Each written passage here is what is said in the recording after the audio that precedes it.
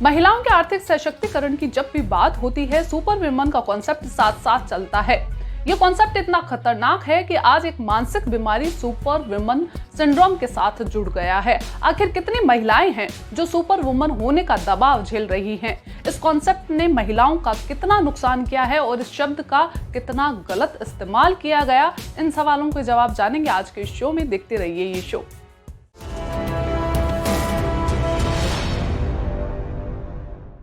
हमारे बचपन का एक काल्पनिक किरदार रहा है सुपरमैन, और वहीं से सुपर वुमन के विचार ने जन्म लिया जब साल 1943 में डिटेक्टिव कॉमिक्स इंक ने अपना नया कॉमिक सुपर वुमन लॉन्च किया। इस काल्पनिक किरदार सुपर वुमन के पास इतनी शक्तियां होती है कि वो दुनिया भर की बुराइयों से लड़ती है। ये एक काल्पनिक महिला किरदार है जो कि लड़ाका है, सशक्त है, अपनी हर लड़ाई में अपना बेस्ट देती है। और इस काल्पनिक विचार को दुनिया भर के समाज ने महिलाओं में इस तरह से फीड किया कि जब महिलाएं नौकरी के लिए घर से बाहर निकले तो घर के कामों का बोझ पुरुषों पर या परिवार के बाकी सदस्यों पर न पड़े। उन्होंने उन्हें सुपर वुमन बना दिया।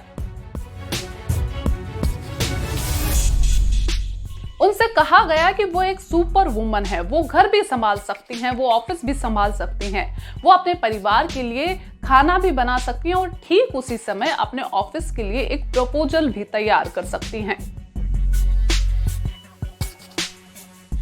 हाल ही में फेमिना इंडिया ने ऑल अबाउट वुमेन की अपनी दूसरी रिपोर्ट जारी की है, जिसमें बताया गया है कि देश के अर्बन एरिया की 80% महिलाएं खुद को सुपर वुमन के तौर पर देखती हैं और बिना थके काम करती हैं। वहीं 70% अर्बन एरिया की महिलाओं को लगता है कि परिवार या समाज सिर्फ पैसा कमाने को सम्मान देता है, जबकि घर के कभी न खत्म होने वाले काम करने को कोई सम्मान नहीं दिया जाता। वहीं साल 2018 में वर्ल्ड इकोनॉमिक फोरम की जेंडर गैप रिपोर्ट जारी की गई। इसमें महिलाओं और पुरुषों की आर्थिक भागीदारी में भारत को 144 देशों में से 108वां स्थान मिला, जबकि आर्थिक मोर्चे पर भारत का प्रदर्शन और भी खराब रहा। इसमें आर्थिक भागीदारी और अवसर के मानदंडों पर भारत 139वें स्थान पर था। हैरानी की बात यह है कि भारत में कामकाजी महिलाओं की संख्या बढ़ने की जगह इस रिपोर्ट में घटती हुई दर्ज की गई। वो इसलिए कि अब महिलाएं दो मोर्चों को एक साथ निभाने का बोझ नहीं उठा पा रही, यानी सुपर वुमन होना उन्हें जिंदगी में पीछे धकेल रहा है।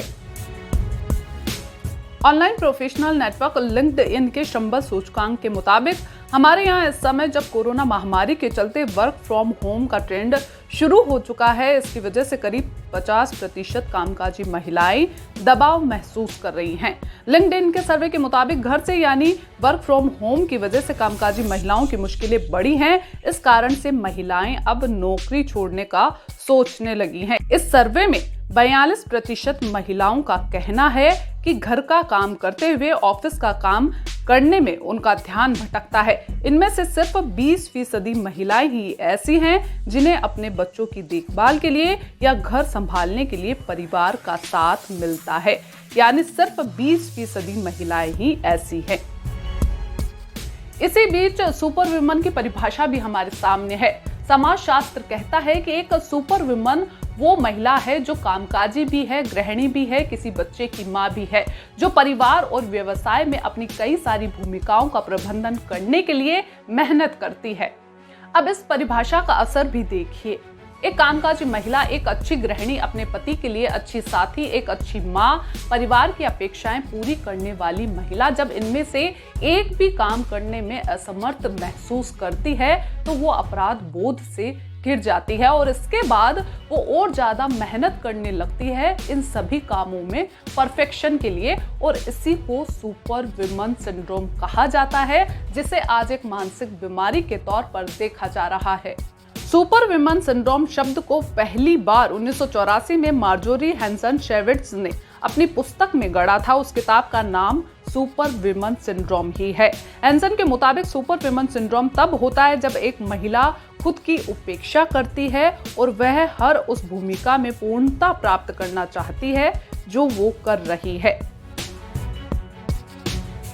द इकोनॉमिक्स टाइम्स की रिपोर्ट के मुताबिक ब्रिटेन की एक चैरिटी के अध्ययन में पता चला है कि भारत में 38% कामकाजी महिलाएं ऐसे ही दबाव के चलते मानसिक विकारों का शिकार हो रही हैं।